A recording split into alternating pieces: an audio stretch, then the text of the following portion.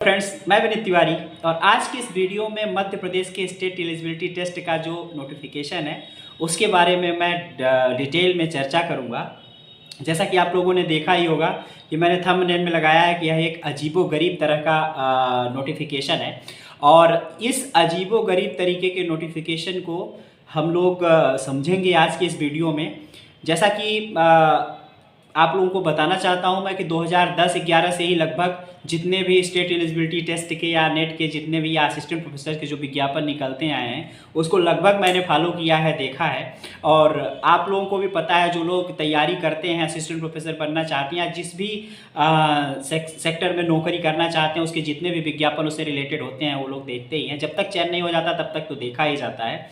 तो चूंकि नेट का एक ही परीक्षा पैटर्न रहता है, लेकिन स्टेट एलिजिबिलिटी टेस्ट कहीं के भी होते हैं, उनके नोटिफिकेशन में थोड़ा सा अपने स्टेट के हिसाब से थोड़ा सा चेंजेस होते हैं। तो उसी के क्रम में मध्य प्रदेश का जो अपना स्टेट एलिजिबिलिटी टेस्ट का जो विज्ञापन है, इसमें कुछ अजीबोगरीब चीज़ें देखने को मिलती हैं और उन अजीबोगरीब चीज़ों को हम लोग आज आज के इस वीडियो में डिस्कस करेंगे।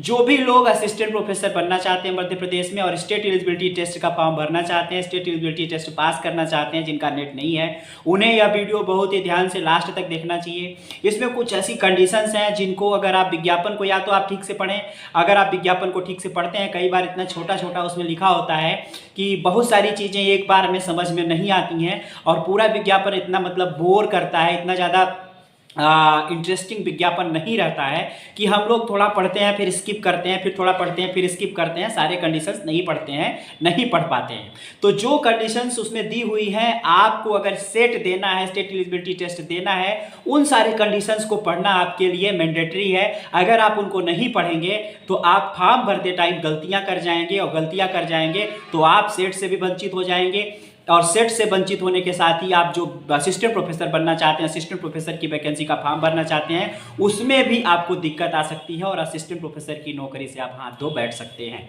तो ऐसी स्थिति में आपको इस वीडियो को, अगर आप सेट देना चाहते हैं, असिस्टेंट प्रोफेसर देना चाहते हैं, कोई भी परीक्षा आप मध्य प्रदेश का देना चाहते हैं, तो इसमें जो नोटिफिकेशन में चीज़ें अजीबोगरीब लिखी हुई हैं उसके बारे में मैं डिस्कस करूंगा। ध्यान से इस वीडियो को आप लोग सुने और देखें। सबसे पहली बात हम करते हैं, इसमें जो मुख्य बात लिखी हुई है बहुत इंपॉर्टेंट है, वो ये है कि आपने अगर इसके पहले कभी भी मध्य प्रदेश का स्टेट एलिजिबिलिटी टेस्ट पास किया है, आपके पास प्रमाण पत्र है, या आपने नेशनल एलिजिबिलिटी टेस्ट चाहे यूजीसी नेट या सीएसआईआर नेट आपने पास किया है, तो आपको इस फॉर्म को नहीं भरना है। बहुत इंपॉर्टेंट नोटिफिकेशन में बात लिखी हुई है। जिन लोगों ने नोटिफिकेशन पढ़ा होगा उन्हें यह बात मिली होगी, लेकिन अगर किसी से छूट गई है तो बहुत ध्यान से यह समझें कि अगर आपने पहले कभी भी यूजीसी नेट पास किया है या सीएसआईआर नेट पास किया है, इवन आपने एमपी का सेट पास किया है, तब भी आपको इस फॉर्म को, स्टेट एलिजिबिलिटी टेस्ट जो मध्य प्रदेश में हो रहा है 2023 का, इसका फॉर्म आपको नहीं फिल करना है।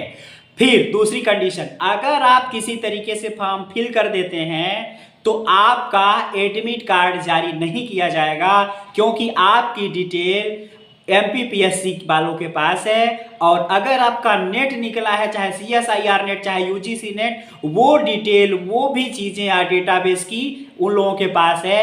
आप अगर फॉर्म भर भी देंगे तब भी आपका एडमिट कार्ड जारी नहीं होगा, क्योंकि आपने इसके पहले परीक्षा पास की है, आप एलिजिबल हैं, तो आपको एडमिट कार्ड जारी नहीं किया जाएगा, इसलिए आपको फॉर्म नहीं भरना चाहिए। फिर तीसरी कंडीशन, मान लीजिए आपने अपनी डिटेल थोड़ी गलत भर दी या गलती से आपने बाय मिस्टेक कोई अपनी डिटेल गलत भर दी।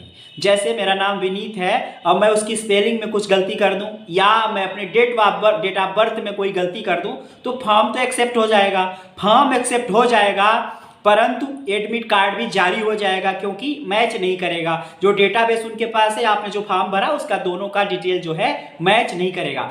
जब मैच नहीं करेगा डिटेल, तो ऐसी स्थिति में आपका एडमिट कार्ड जारी हो जाएगा, आप परीक्षा दे लेंगे।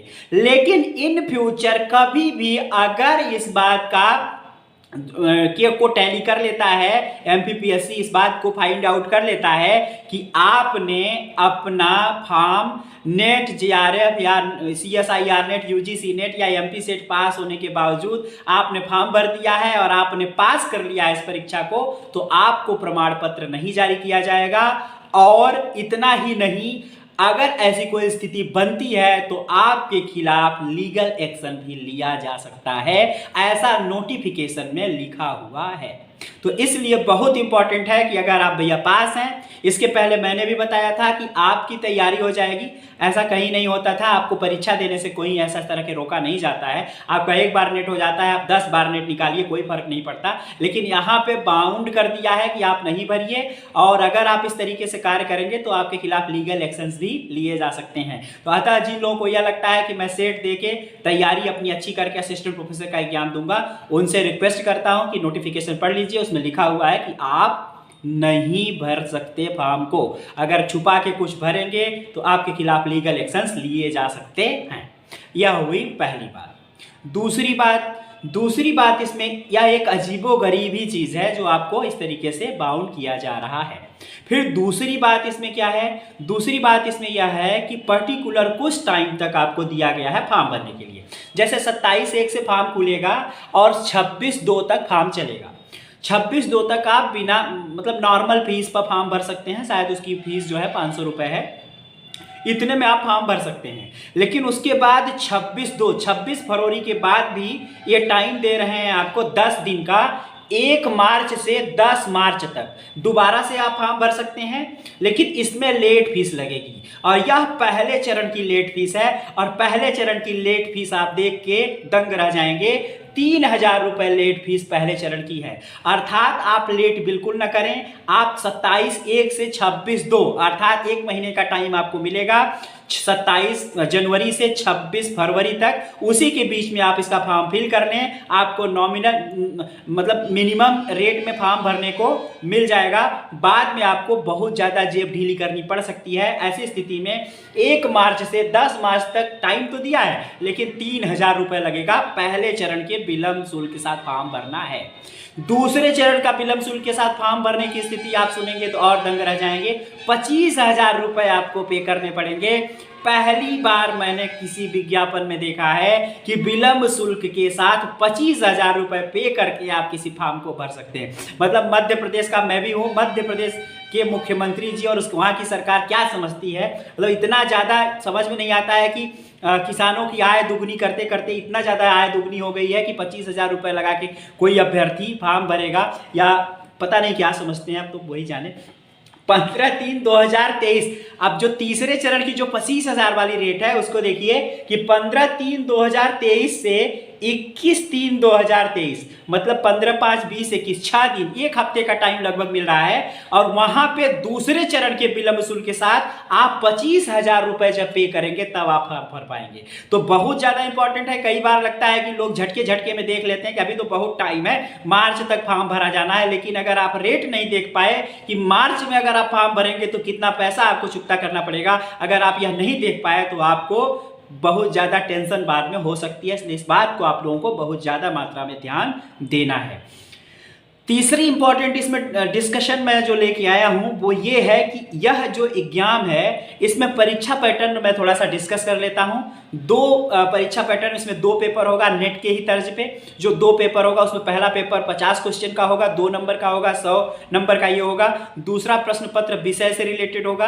पहला प्रश्न पत्र टीचिंग एप्टीट्यूड से रिलेटेड होता है, जिसमें जनरल नॉलेज की चीज़ें, बाकी कंप्यूटर, बाकी चीज़ें जो नेट का वगैरह आपको पता है सारी चीज़ें, वही सारी चीज़ें रहेंगी, जिसमें 50 क्वेश्चन रहेंगे। और दूसरा पेपर सब्जेक्ट से रिलेटेड होगा जिसमें 100 क्वेश्चन रहेंगे। 100 क्वेश्चन 2 नंबर के होंगे, 200 नंबर का यह होगा। और इसमें जो है परीक्षा में 2 पेपर तो होंगे। इसका जो क्वालिफिकेशन है उसमें जो अनरिजर्व कैंडिडेट के, अनरिजर्व श्रेणी के जो कैंडिडेट हैं उनको 40% दोनों पेपर का मिला के, पहला पेपर दूसरा पेपर का मिला के टोटल 40% अंक उनको प्राप्त करने होंगे। और बाकी जो कैंडिडेट हैं, चाहे ओबीसी हो, एसटी, एससी या बाकी जो कैंडिडेट हैं, उनको 35% एलिजिबल होने के लिए, सेट को पास करने के लिए, एलिजिबल होने के लिए 35% जब आप नंबर दोनों पेपर का मिला के प्राप्त करेंगे तब आप मेरिट के कैलकुलेशन में आएंगे। अभी पास नहीं हो जाएंगे कि आपका नेट निकल जाएगा, वो कुछ जो आवेदन किए हुए लोगों की संख्या होती है उसमें एक परसेंटेज होता है, उतने परसेंट लोग ही उसमें से पास होते हैं। लेकिन उस मेरिट में शामिल होने के लिए अनरिजर्व को 40% और बाकी कैटेगरी के जो लोग हैं उनको 35% नंबर दोनों पेपर का मिला के पास होना जरूरी है। एक तो यह। फिर एक प्रश्न यह उठता है कि कौन इसका फॉर्म भर सकता है। आप लोगों की जानकारी के लिए मैं बताना चाहता हूं कि जो लोग थर्ड सेमेस्टर में हैं या फोर्थ सेमेस्टर में हैं, थर्ड फोर्थ सेमेस्टर में जो पहुंच रहे हैं वो इसका फॉर्म भर सकते हैं। अगर आप पीजी में थर्ड सेमेस्टर या फोर्थ सेमेस्टर में हैं तो आप इसका फॉर्म भर सकते हैं, कोई दिक्कत नहीं, आपका पीजी का रिजल्ट नहीं आया है तो। और जो वार्षिक में चल रहे हैं, जो अंतिम वर्ष में चल रहे हैं, वह भी इसका फॉर्म भर सकते हैं। फिर क्राइटेरिया क्या है, जिस दिन इसका रिजल्ट आएगा उस दिन रिजल्ट आने के 2 साल के अंदर आपका पीजी कंप्लीट होना चाहिए। मान लीजिए इसका रिजल्ट आता है जून में, मान लीजिए 10 जून को इसका रिजल्ट आता है, तो 10 जून 2023 को रिजल्ट आएगा इसका, तो 10 जून 2024, 10 जून 2025, 2 साल के अंदर में आपका पीजी कंप्लीट हो जाना चाहिए। कैसे कंप्लीट हो जाना चाहिए, जो रिक्वायरमेंट है परसेंटेज की, अनरिजर्व के कैंडिडेट 2 साल में 55% अंकों के साथ पीजी कंप्लीट कर लेने चाहिए और बाकी रिजर्व कैंडिडेट जो है उनको परसेंटेज में थोड़ी छूट मिलती है, तो जितना परसेंट जिसको चाहिए उतने परसेंट के साथ पीजी रिजल्ट जिस दिन सेट का आएगा उससे 2 साल के अंतराल में आपको कंप्लीट करना पड़ेगा। तो फॉर्म आप लोग भर सकते हैं, जो लोग अंतिम वर्ष में या थर्ड या फोर्थ सेमेस्टर में है वो लोग फॉर्म अपना भर सकते हैं। उसके बाद हम बात करते हैं कि आप जब ऑनलाइन फॉर्म भर लेंगे, उसके बाद ऑनलाइन फॉर्म भरने के बाद आपको कोई भी दस्तावेज पीएससी को, मतलब पब्लिक सर्विस कमीशन जो है एमपीपीएससी को नहीं भेजना है। आपका जब रिजल्ट आ जाएगा, जब आप पास हो जाएंगे, तब आपको या तो बाई हैंड या तो रजिस्टर्ड डाक से कुछ डॉक्यूमेंट आपको भेजने पड़ेंगे। ऑनलाइन फॉर्म अभी भरना है आपको, अभी कुछ नहीं करना है, जब आप पास हो जाएंगे तब आपको दस्तावेज भेजना है। यह भी एक बहुत ज्यादा प्रश्न पूछा जाता है कि मुझे फॉर्म भरने के बाद क्या कुछ भेजना है। कुछ नहीं भेजना है आपको, पास होने के बाद भेजना है, पहले आपको कुछ नहीं भेजना है।